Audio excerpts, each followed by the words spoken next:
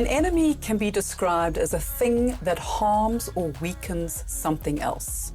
How are enemies of learning weakening your culture of safety? I'm Karen Avari. And I am Nuala Gage, and we are the Safety Collaborators. And our mission is to help people change the way they think about safety. Today we are revealing the enemies of learning, a very interesting and insightful topic as we've discussed it over the last while.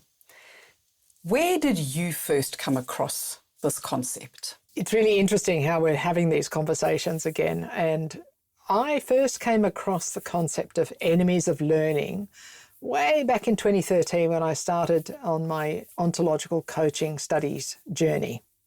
That started back in South Africa, actually, which is another story all in itself, with Alan Seiler, who is a legend in the ontological coaching world. What is ontological coaching is a very common question when we say ontology, and it is about coaching to the human soul. And ontology is the biological study, scientific study, of what it means to be human.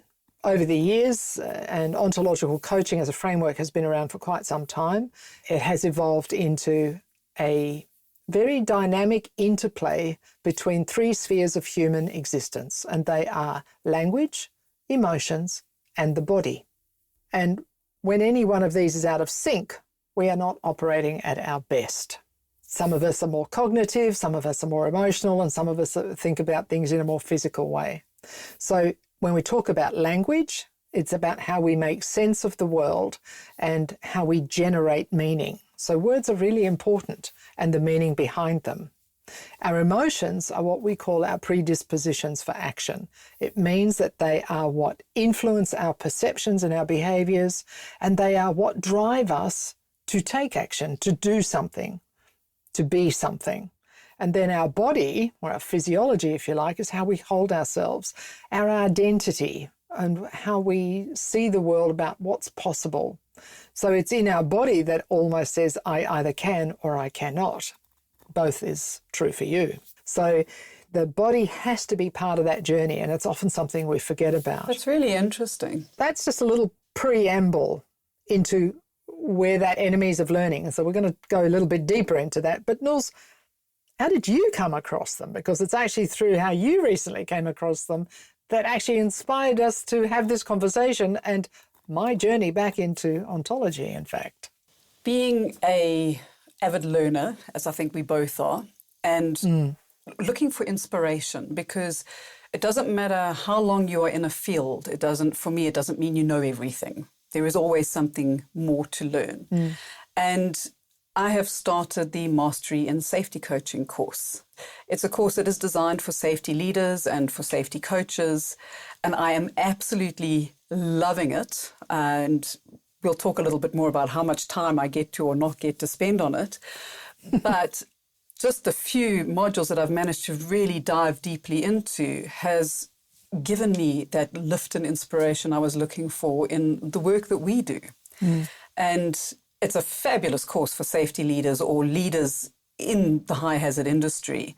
And for anyone who's interested in learning more about this, please drop us a line at hello@safetycollaborations.com, and we will happily share more about this Mastery in Safety Coaching course. And it is designed for HSC professionals as well.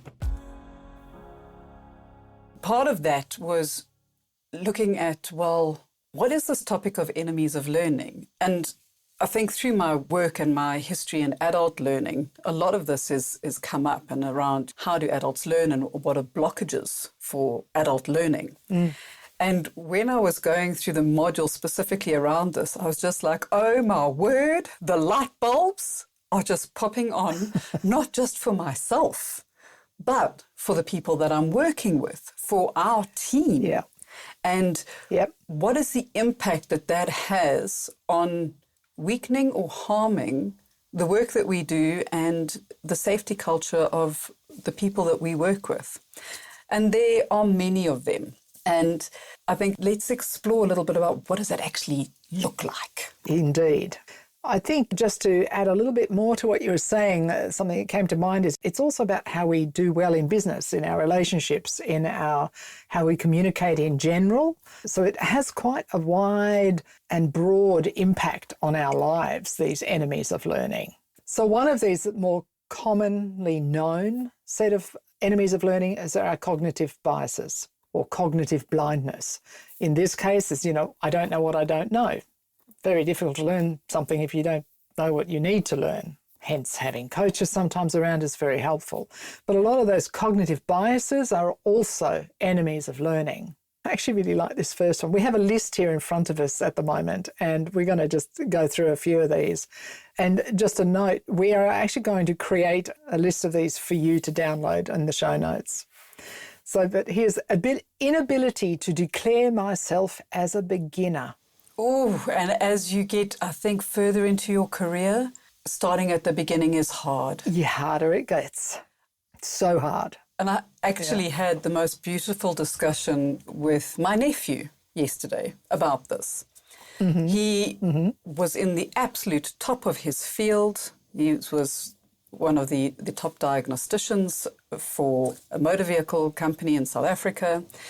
And he was headhunted to move to a very prestigious brand, let's put it that way. Mm-hmm. And he said to me yesterday, he said, I didn't realize how difficult it would be going from being the top of my game, where every branch, even mechanical workshops and what have you from other areas would phone me and say, can you help with this? We're not sure what's going on here, to coming into a different brand as an unknown, still in a reasonably high position around that, but I feel like I'm starting from the beginning again, and it's really uncomfortable and really stressful. And we had such a beautiful conversation about how do you get comfortable in going, it's okay to not know. One of the other terms that we often use around the concept of enemies of learning is the messiness of learning. We get very uncomfortable when we're in the middle of learning. That's the really messy bit, which of course is when we're doing the learning, but it doesn't feel like that at the time. I think there's a lot of people on a rig who have got a lot of experience, but they move from one rig to another rig, and there is always this little bit of beginning. You may not be a beginner, but you're new to an environment, so there is a beginning there, and it's hard to sometimes just step into that. Let me sit back a little bit and see what's going on around me and be a learner, be a beginning learner. And I think that links beautifully into two of the others that I'm looking at here. The one is the attitude that learning is too much hard work. And the other one is believing that learning is too painful. Yeah. So I would rather sit in my status quo than actually have to push through that discomfort to come out on the other end. The one that popped just stood out. It's funny how you look at something and all of a sudden you see things, they stand out, isn't it? Ignorance. This does not pertain to me. This is not relevant to me, so therefore I'll just shut myself down. And when we do that, what are we missing? If we're not open to other people's viewpoints, or just because something's different to what I know, what is the possibilities that we're closing ourselves off to? One of the best ways to learn is to look outside of our sphere of knowledge. So to get new ideas, to get fresh ideas, is look at a completely different set of environments or a different industry even, to get ideas for where you are today, because it gives you a different perspective. So even if we think it doesn't pertain to me, what can I learn from it is another way to look at it. And from what I'm reading here and from what you've just said is also on the other side of, I feel like I know and I know enough. I don't really need to know anymore. And I'm also unwilling to give up control. Control is such an interesting one when we have a look at teams and teaming. Because often somebody will come in as an expert and they will have juniors underneath them who don't know. So they need to be the mentor. They need to help people learn. But what is the impact on your team and your organization when it gets to the place where they're no longer green newbies and they're actually capable of doing it themselves? But I'm still the one in charge and I'm still the expert. And I don't want to give up control and go back into what you were saying around hearing your opinion or finding a different way of doing things, because it's my way or the highway. I am right because I have done it like this and it works. So therefore, everyone should be doing it the way that I do it. Our addiction to being right is another enormous enemy of learning. And recently I had an interesting, I wouldn't say altercation, but difference of opinion around how learning happens in an organization. And it was with somebody who's reasonably senior. And the comment was, I don't believe that the stuff that you do works. And I was like, well, that's very interesting. Say more about that. Yeah. I've been through all of this before and I don't see people changing. And it was that moment I was like, you don't see people changing or you are not open to change. And that is a conversation that will definitely be continued in a more appropriate time, without other people around, because it was in a group of people. But it was such that one of addicted to being right, not giving up control, and I already know everything of importance. There's a quote, I think, mastery is about becoming a learner. So if you want to master learning, you need to go back to the beginning. I think most of us, struggle with that concept a little bit. So it moves us into what we call second order learning. So when we start, we learn something, we master it, maybe or maybe not, but that's what we end up doing. And that's what we call first order learning. So we learn something, we do it, we get on with it, and it becomes very comfortable.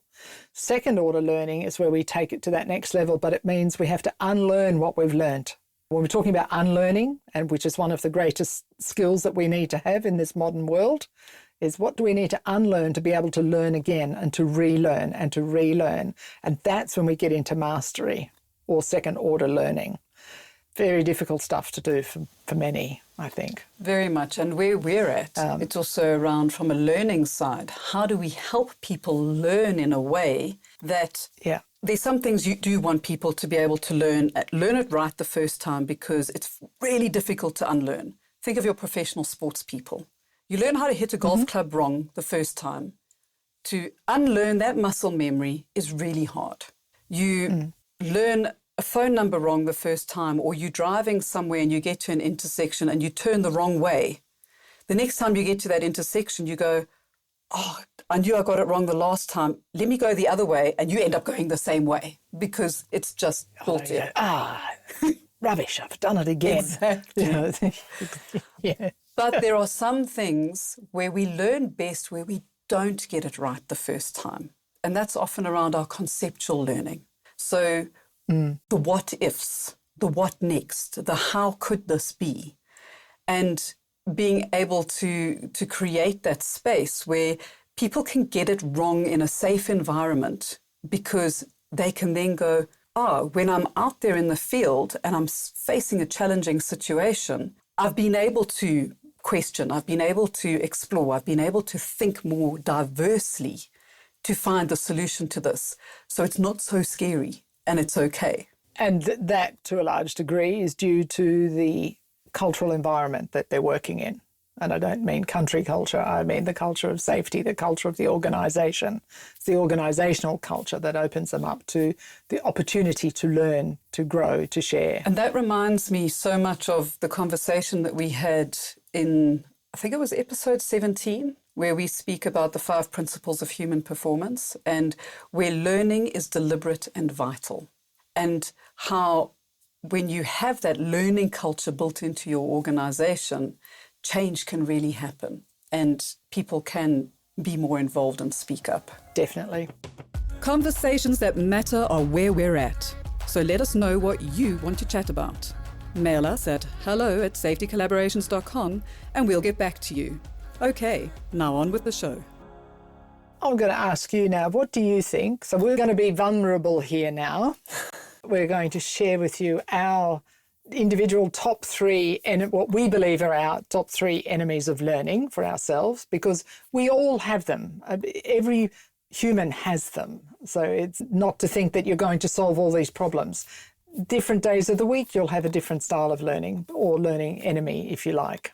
So it depends where you're at in your journey around learning. So, Nuala, what do you believe to be your top 3? So at the moment, and you're right, these do change. And I have given this quite a bit of thought because I am not on site at the moment, and I was like, I'm going to have all the time in the world to focus on my mastery and safety coaching course. And I have done not 1 hour in the last 10 days. And I've even put it into my calendar, but I kind of like go, okay, today's the day. I'm going to start. I'm going to spend a little bit of time on this, and then squirrel, oh, something exciting happens over here, and I'm off on a different tangent.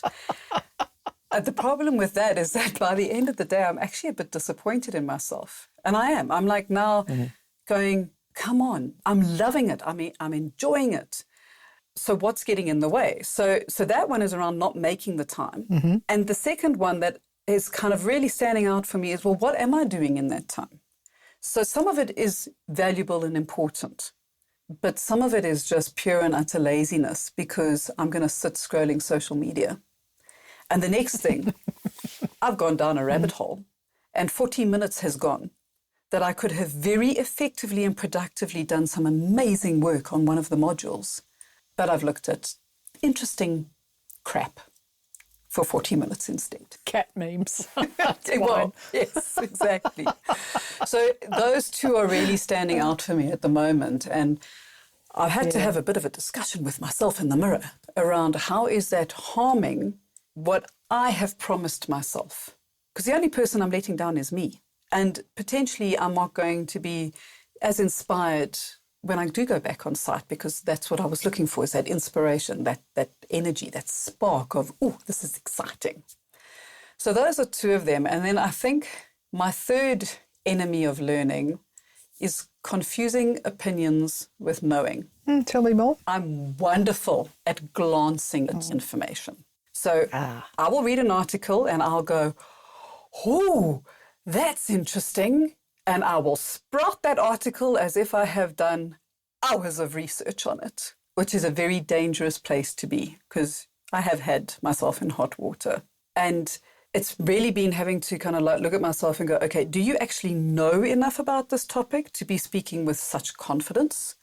Or do you maybe need to go and learn a little bit more and go into detail and not just glance at the subject, but actually dive into it if it is important? So those would probably be my top ones at the moment.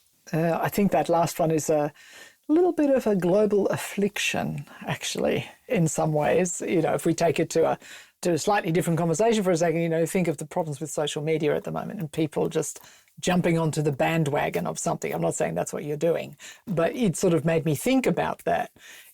Are we, as a populace, because of news and the ambiguous world that we live in, and our short attention spans might be another enemy of learning, just a general one. You know, our attention spans are shortening as well in general. I am definitely having a lot of conversation with myself around my attention span at the moment, which might be one of my top 3. I'm not sure.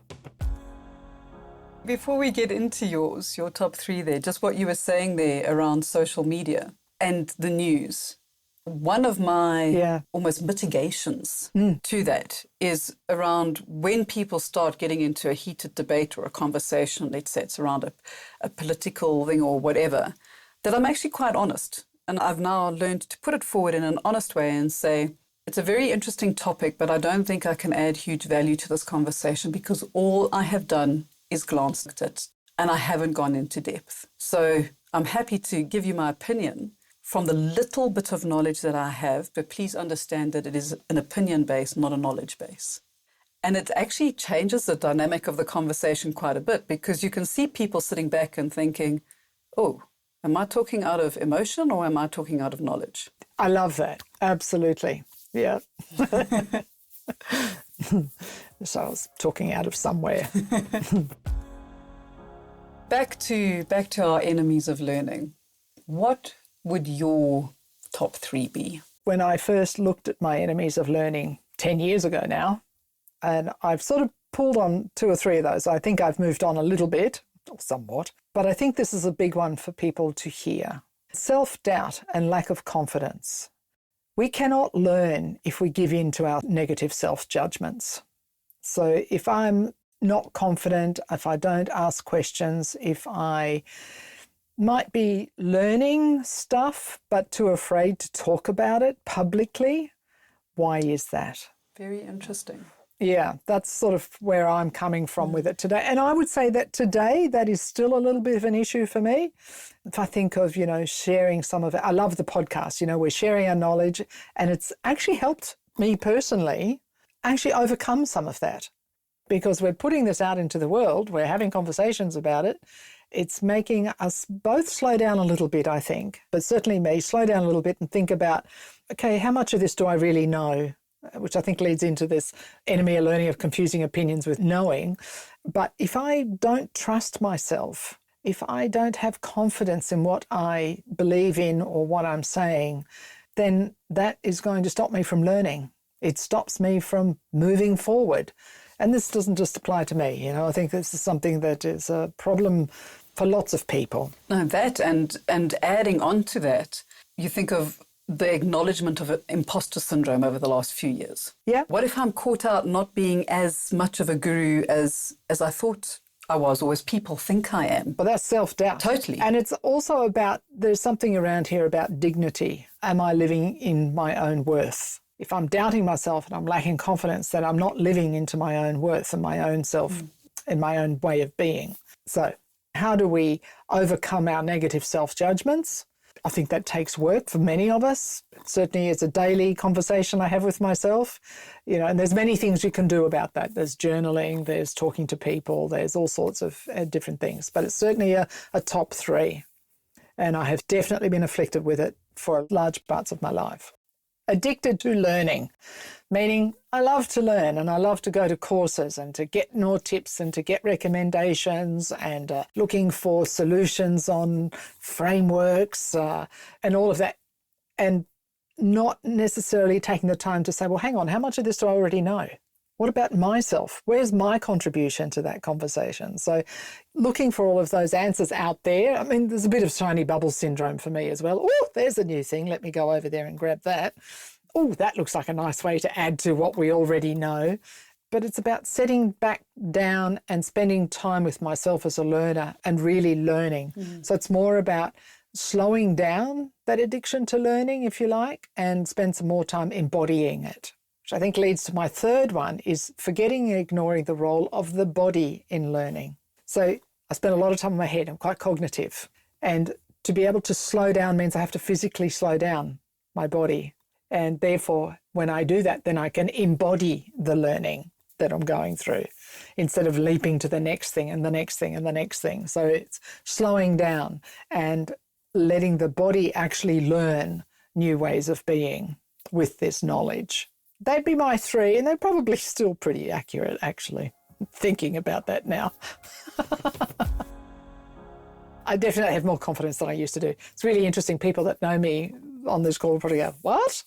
But hey, we've all got it there, Oh, we do. And so often when I'm on sites and people go, but you're so confident, you can speak in front of a whole group of people, and you have this air of, you walk into a room and people know that you're there. Yeah. And they are horrified when I tell them that the first time I had to stand up in debating at school and say the debate, I whispered it so quietly I could hear the girls behind me telling me to speak up louder than I spoke. Yeah. And the adjudicators, the teachers, eventually said, could we just read that? And it was so hideously embarrassing. It was horrible. I went home in tears. And I was like, I'm never doing this again. It was mortifying. It was embarrassing. It was soul-destroying. And my father looked at me and he said, my darling, it's only going to get easier the more you practice. So you will be going out there and you will do it again. And I did. Absolutely. 20 years it took me. 20 years of constantly putting myself out there. Constantly. And let me tell you, one of the biggest lessons in how to speak up in front of people was demonstrating a cleaning product that doesn't use chemicals. That's a whole nother story. But let me tell you, when you tell people to clean their toilet with a white glove, furry glove, and no chemicals, that is an interesting conversation, and you have to influence them. And be confident in it. And you had to. It was terrifying. Let me tell you, it was terrifying.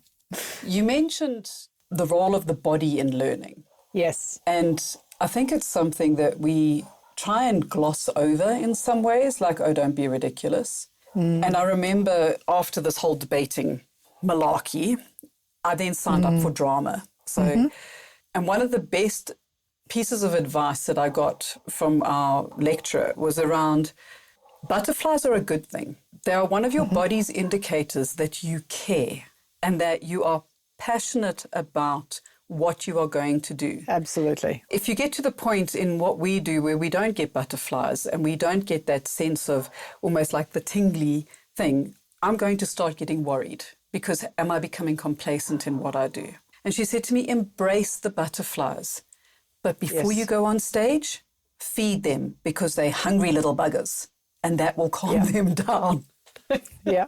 One of mine, we've been on very similar journeys with this. I walked off stage in tears. It was horrendous, absolutely horrendous.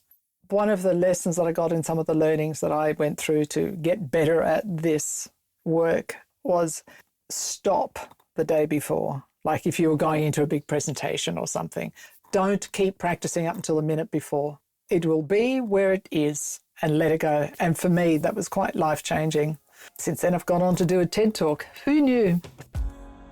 We all experience enemies of learning, and being aware of how they may harm or weaken your culture of safety gives you permission to address them and build stronger teams and cultures. So a takeaway for you from this session or this episode is that we will create this list of enemies of learning for you that you can actually, either individually or as your team, have a look at them and see where you're at.